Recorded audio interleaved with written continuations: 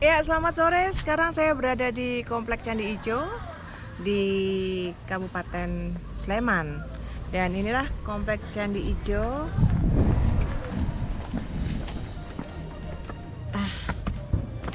Oke. Sampai juga saya di Komplek Candi Ijo. Dekat Keraton Ratu Boko.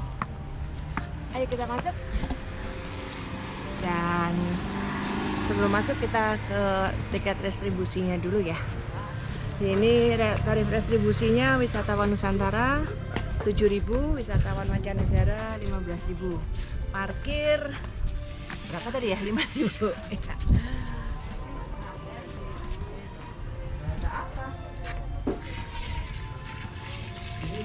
Oke. Sebelum menyusuri Candi Ijo, sebenarnya yang bagus di Candi Ijo ini kalau kita datang melihat sunrise atau melihat sunset. Kebetulan saya datang untuk menyaksikan sunset. Jadi penamaan Candi Ijo ini didasarkan pada 3 hal. Pertama, berdasarkan legenda yang dikenal masyarakat, dan kedua, berdasarkan penyebutan yang ada di dalam prasasti, dan ketiga, berdasarkan lokasi di candi ini. Komplek ini bercorak percandian Hindu ya, yang dinamakan sesuai dengan lokasinya yang berada di lereng Bukit Padas di Desa Keroyokan, Kelurahan Sambirejo, Kecamatan Prambanan, Kabupaten Sleman.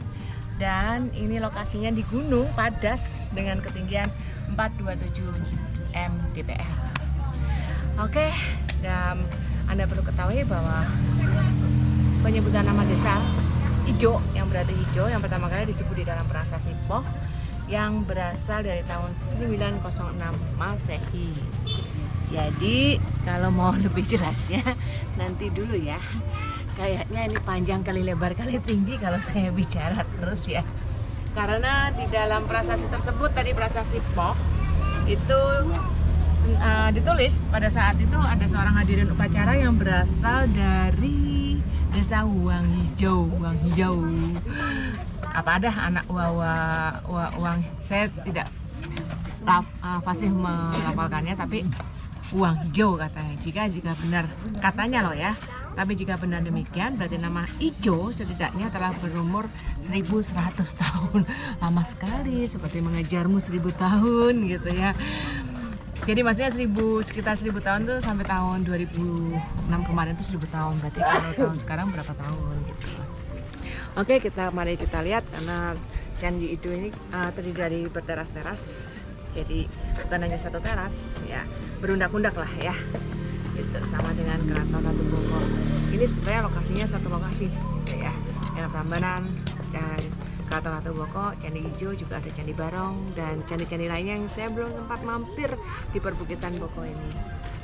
Oke, mari kita saksikan penampakan Candi Ijo. Musik tak.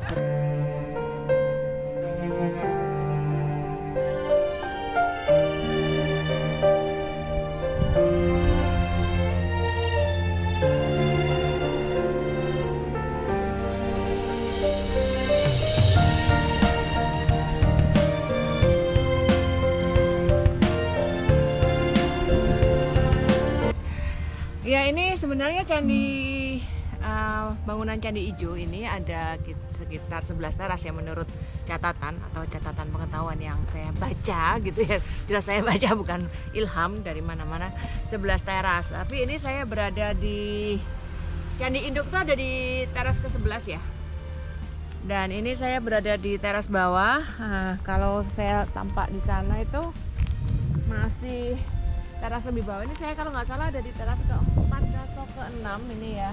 Nah, itu masih ada tumpukan sisa-sisa batu candi, dan beberapa pemerintah itu sudah melakukan rekonstruksi ulang berdasarkan otomatis dengan ilmunya ya, dengan ilmu yang memang ahli konstruksi candi. Artinya puzzle-puzzle itu coba disatukan menjadi untuk bangunan candi utuh.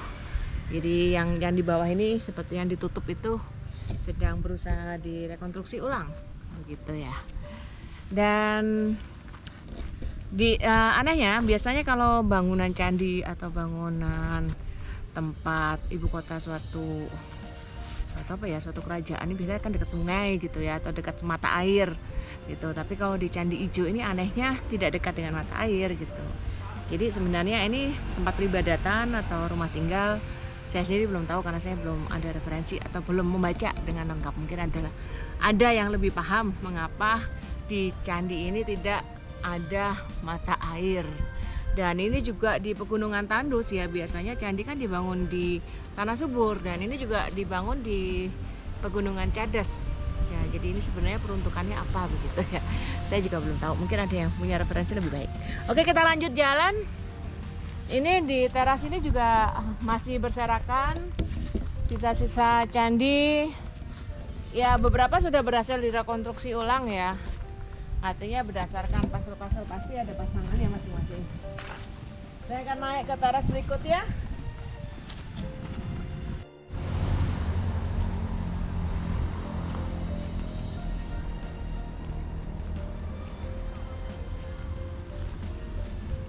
Ya, ini entah saya ada di teras keberapa. Kalau dihitung dari atas mungkin saya ada di teras 11, 10, 9, 8. Mungkin saya ada di teras ke-6. Agak megas juga ya, karena tadi naik dari bawah ke atas lumayan. Dan ini candi ini berada di ketinggian 427 meter di atas permukaan laut. Cukup bagus dan cukup indah karena dari atas ini saya bisa memandang kota Yogyakarta dari sana. Saya juga bisa memandang Candi Prambanan sebetulnya, tapi saya sedang tidak berada di sudut pandang yang bisa memandang Candi Prambanan. Dan di teras ini ada candi yang sudah berhasil direkonstruksi. Ya. Nah, ini ada kayak jendela ya, candi ini. Coba kita bangunan yang ini. Nah, ada kisi-kisi atau seperti jendela yang mengingatkan kita pada stupa di Borobudur, Candi Borobudur ya. Nah, ini untung ada ventilasi. Mungkin biar nggak ngap kalau di dalam gitu ya, ada ventilasi ya seperti ini. Coba kita lihat di dalam ada apa. Ya, ini hiasan di candi ini apa ya namanya, mikrita atau apa ya.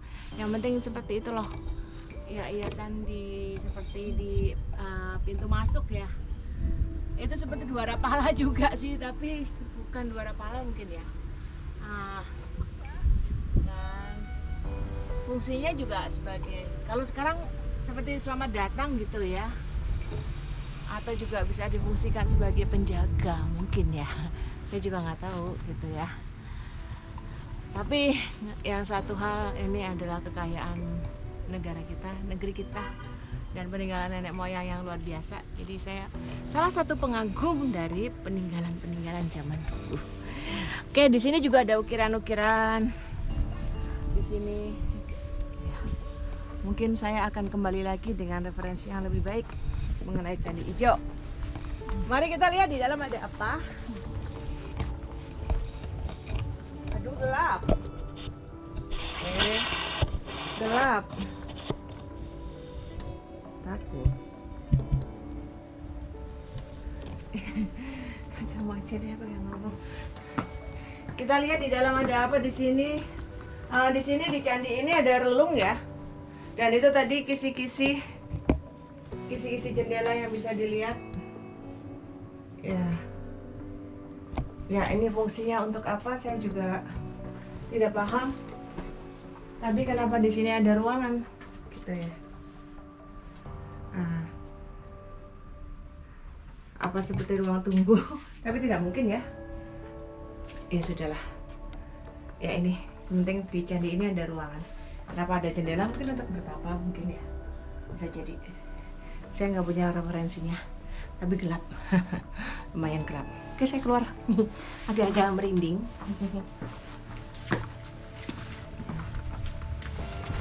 Dan di depan candi itu saya juga nggak tahu ini untuk apa. Apa ini kaki candi juga?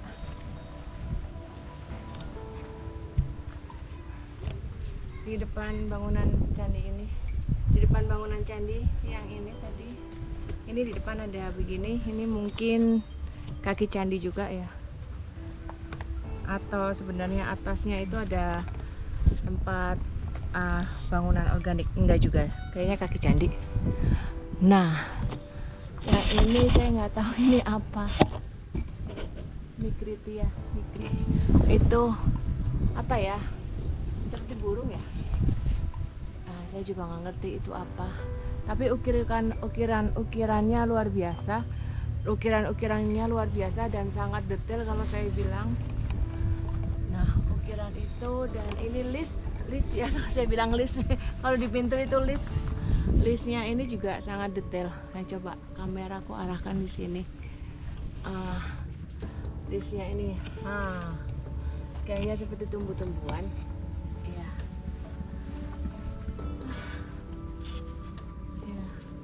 Oke, ini seperti dua rapala yang agak kelihatan lebih utuh nih. Ya, tadi hiasan untuk pintu candi atau jendela gitu ya kalau zaman sekarang.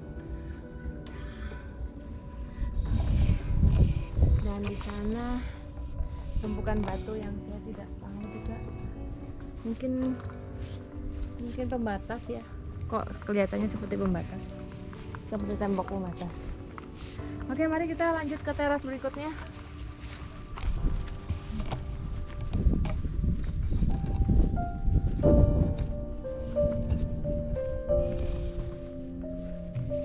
Berikutnya, sambil lari bawaan.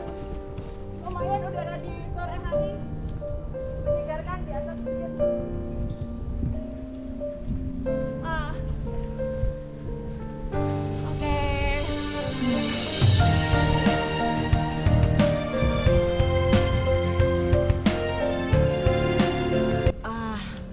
Saya sedang duduk di salah satu bangunan reruntuhan sebenarnya, dan saksikan view yang luar biasa dari atas sini. View candinya luar biasa, dan saya ditungguin pus itu yang lucu. Pus. Iya, lari. Apa? Itu kucing asli Candi Ijo. Ya, majikan di sini. Ya, ini bagus. Kita ini candi biasanya harusnya ada dua ya. Ini soalnya candi satunya sudah direkonstruksi. Ya, ini ada tembok yang lumayan tebal. Ini seperti memisahkan antara teras 1 dan 5 dengan teras berikutnya. Ya, kalau yang teras 5 sepertinya 1 sampai 5 masih banyak direstorasi, dan di teras ini juga terdapat candi. Kalau dilihat dari bekas reruntuhannya, sepertinya ada 3 candi, tapi yang berhasil sampai saat ini direstorasi hanya 1 candi di depan saya ini. Ya, ini. Dan yang sebelah kiri masih berupa reruntuhan. Ya, yang di sebelah sana. Dan di sebelah kanan itu juga masih ada reruntuhan lagi. Berarti sebenarnya di teras ini ada 3 candi. Dan ini juga seperti pembatas. Ya, tapi ini tembok ini fungsinya apa? Seperti pemisah aja ya antara teras satu dengan teras lainnya. Nah, ini yang masih juga saya belum paham. Ya, candi satunya mungkin di situ. Jadi di teras ini ada 3 candi sepertinya.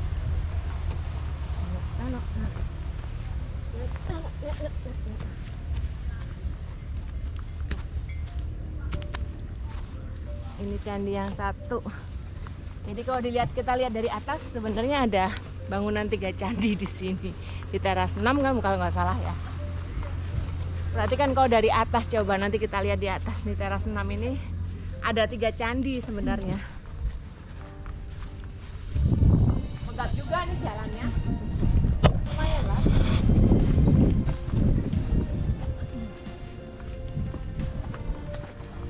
Kita naik ke teras berikutnya.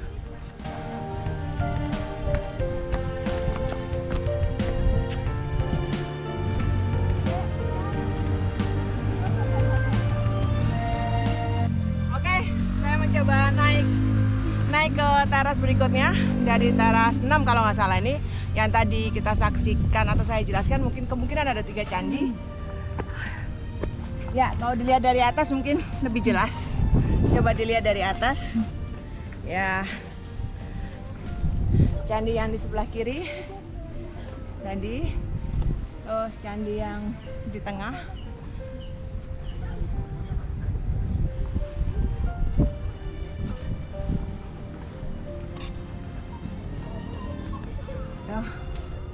Dan candi yang sana. Jadi di teras 6 kemungkinan ada 3 candi. Oke.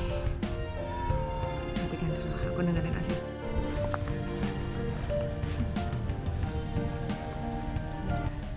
Ya, di teras ini ada seperti pelataran besar gini ya.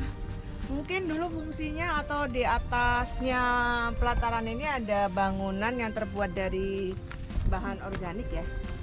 Aduh, saya mencoba naik. Gimana nih? Aduh, agak susah.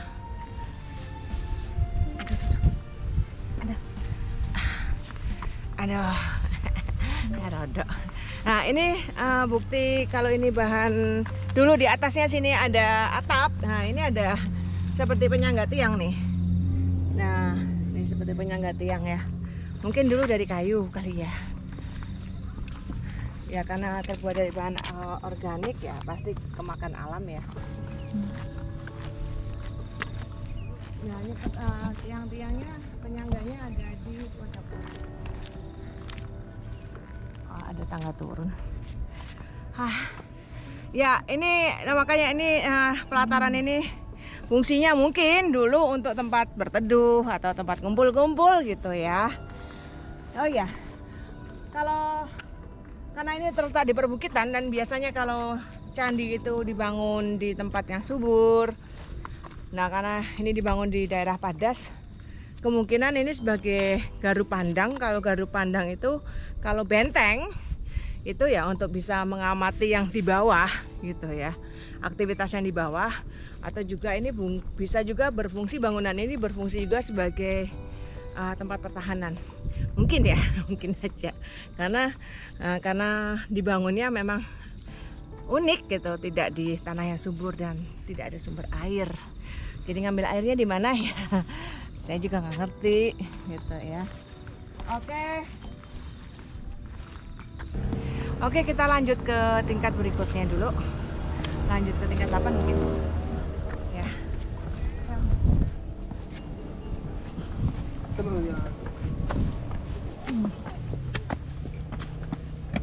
Aduh, tangganya, jangkahnya mungkin orang dulu tinggi-tinggi kali ya. Tangganya ini tidak ya. Lumayan tinggi. Foto dari sini. Gimana? Megah kan Candi Ijo? Ya, kita lihat sunset di sebelah sana.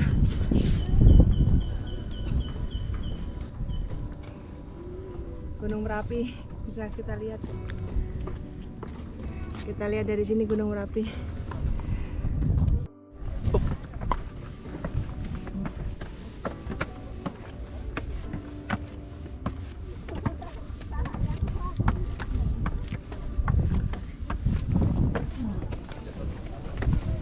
Ya, sampai di teras berikutnya. Oke, dari sini pemandangan di bawah situ luar biasa. Tampak seperti bangunan punden berundak ya. Lihat dari sini teras-teras dari Candi Ijo terlihat cukup ngos-ngosan karena jarak antara anak tangga itu sesuatu. Mungkin orang dulu gede-gede sih gitu ya, gitu ya. Oke, dan di sini di teras terakhir ada 3 candi pewara, yaitu candi pendamping. 1 di kanan saya, tengah, situ di kiri saya, dan ada 1 candi induk yang paling besar.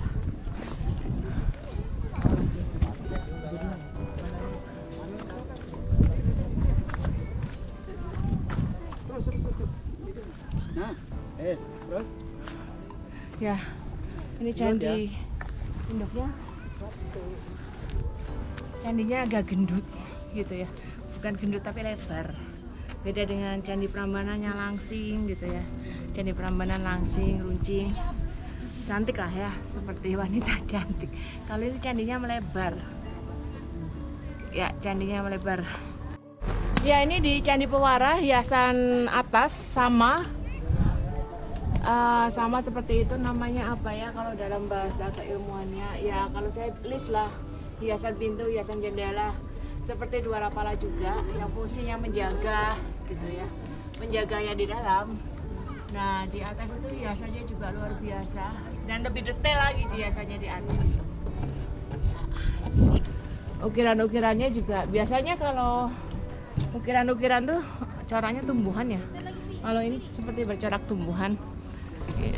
Ya, seperti ini. Oke, candi ini sangat megah. Tapi saya nggak tahu nih di Candi Pewara ada relungnya atau tidak.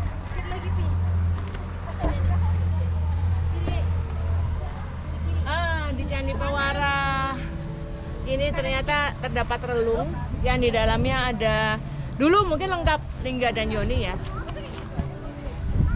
Di dalamnya mungkin dulu lengkap Lingga dan Yoni, tapi ini ternyata di dalam hanya tinggal satu pasangannya saya nggak tahu kemana. Coba kita lihat di dalam Candi Pewara ada apa ini. Nah, sepertinya saya harus menyalakan lampu. Nah, ini ada Yoni ya. Ini Yoninya cukup besar ternyata, seperti ini. Cuma lingganya tidak tampak lagi lingganya. Seharusnya ada lingga di atasnya. Dan ini di Candi Pewara atau Candi Pendamping ini terdapat ini.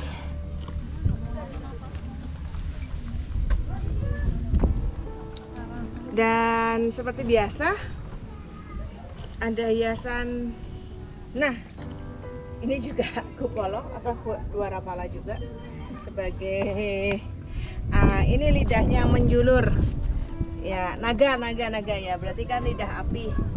Sepertinya coraknya khas candi di Ratu Boko juga kita temuin seperti ini. Ini ada sama dua lidah apinya di sana. Yang fungsinya juga seperti pada saat di Ratu Boko, fungsinya juga menjaga bangunan lah, kita menjaga tempat. Gitu ya. Kita lihat di Candi Pewara yang tengah.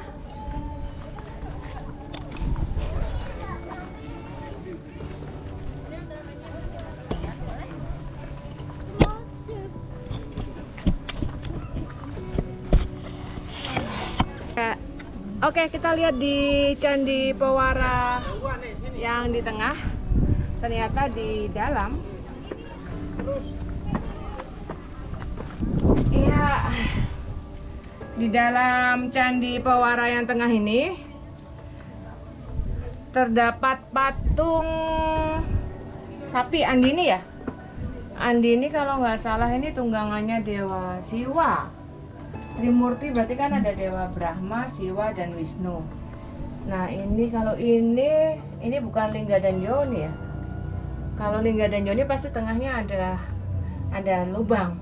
Dan ini patung anak sapinya seperti ini.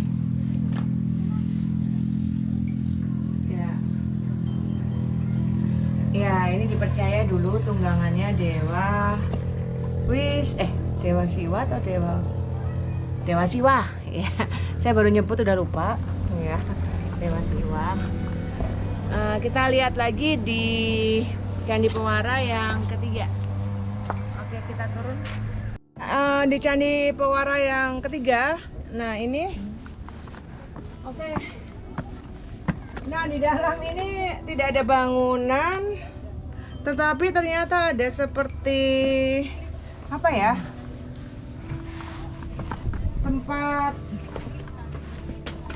tempat celah seperti ini. Kalau nggak salah biasanya sih untuk, kalau saya baca ini biasanya sih untuk api berarti untuk ritual persembahan ya pada saat itu, kalau tidak salah. Tapi itu juga belum pasti, namanya kan juga perkiraan ya. Karena kalau seperti ini biasanya seperti itu. Jadi ini gelap juga di dalam relung Candi Pewara ketiga. Jadi saya menyoroti. Dan tetap di bangunan ini ada kisi-kisi yang seperti persis kita temukan di Candi Borobudur. Kalau ada pernah ke Candi Borobudur. Oke, sekarang kita sampai ke Candi Induk dan di depan saya.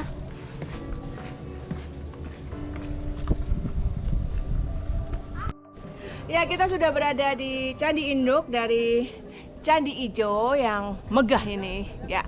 Dan di belakang itu ada relung juga, ada ruang dan terdapat yoni yang cukup besar di dalam ruangannya. Mari kita masuk. Karena gelap. Aduh.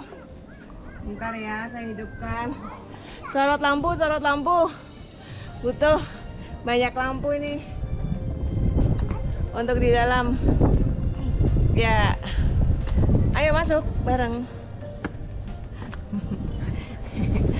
Saya agak-agak nih ya. Nah, ini di sini ada apa ini ya? Ya, ini di belakang saya di Candi Induk itu ada bangunan seperti ini. Ya. Kemungkinan bangunan ini untuk pemujaan kepada Dewa Siwa ya. Nah, ya karena kepercayaan pada saat itu ya seperti ini, dan cukup besar ini di Candi Induk. Kemungkinan untuk pemujaan kepada Dewa Siwa. Dan mari kita keluar dari Candi Induk karena waktu sudah semakin gelap.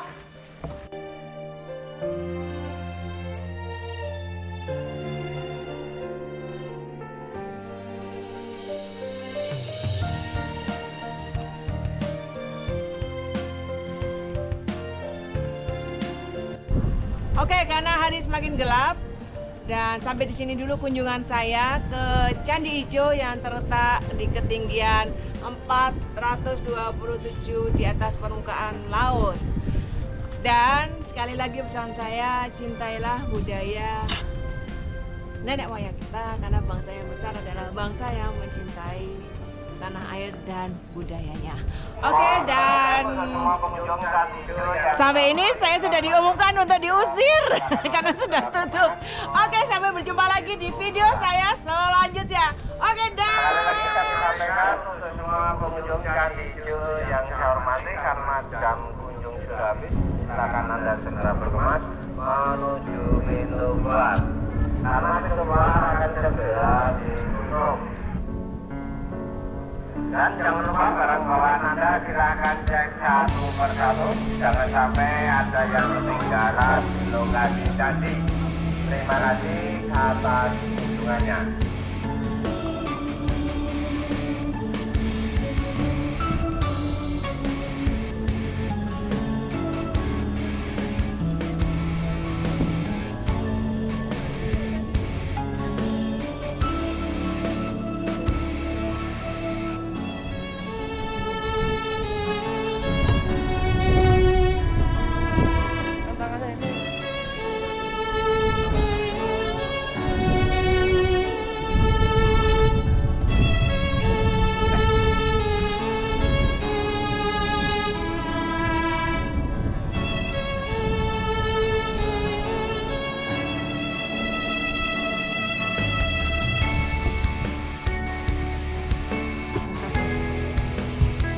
Iya.